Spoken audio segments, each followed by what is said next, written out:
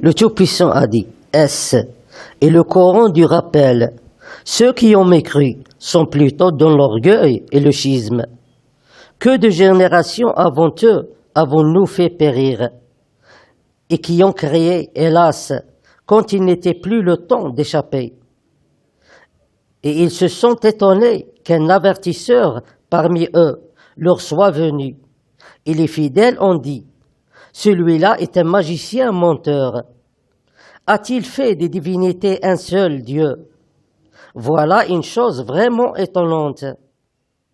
Et leurs notables ont parti en disant, allez-vous-en et restez constants à vos divinités. C'est là vraiment une chose souhaitable.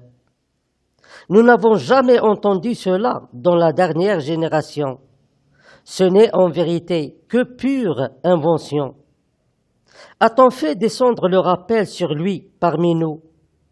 Plutôt ils sont dans le doute au sujet de mon message, plutôt lorsqu'ils goûteront de mon châtiment. Dieu Tout-Puissant est la lumière des cieux et la terre, et c'est un homme qui vit parmi les gens sur cette terre, mais il est unique dans beaucoup de choses, comme la lettre S, une seule lettre. Alors il est l'unique Dieu, et l'unique Créateur, et l'unique Seigneur, et il est l'unique messager qui transmet son message à tous les gens. Son message est un miracle dans lequel il y a des avertissements pour les criminels et de belles annonces pour les croyants. Dieu Tout-Puissant utilise le noble Coran pour transmettre son message à tous les gens.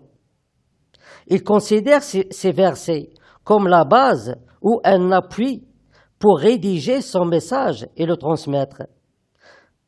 Et par suite, il fait du noble Coran une propriété privée qui concerne uniquement Dieu Tout-Puissant, c'est-à-dire qu'il est l'unique propriétaire du noble Coran et le seul qui peut l'utiliser pour transmettre une information ou une partie de son message.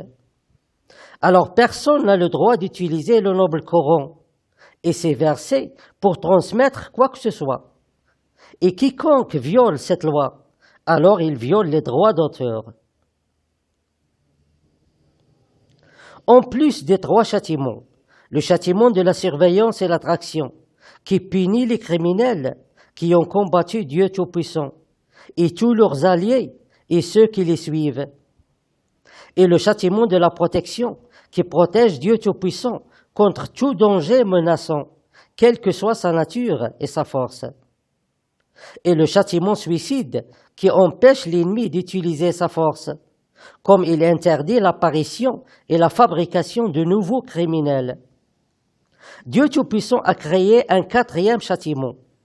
Il l'a appelé le châtiment de la propriété privée, ou bien en abrégé, le châtiment S.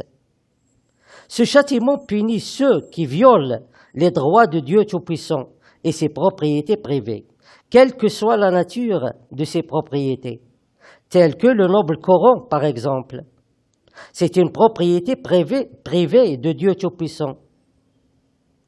Et il est le seul qui peut l'utiliser pour transmettre son message.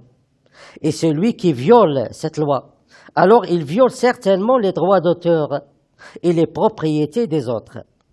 Et par suite, il menace lui-même d'une punition à travers le châtiment S. Il y a sûrement d'autres choses qui font partie de la propriété privée de Dieu Tout-Puissant et qui vont être découvertes dans le message sous la supervision du châtiment de la propriété privée ou le châtiment S.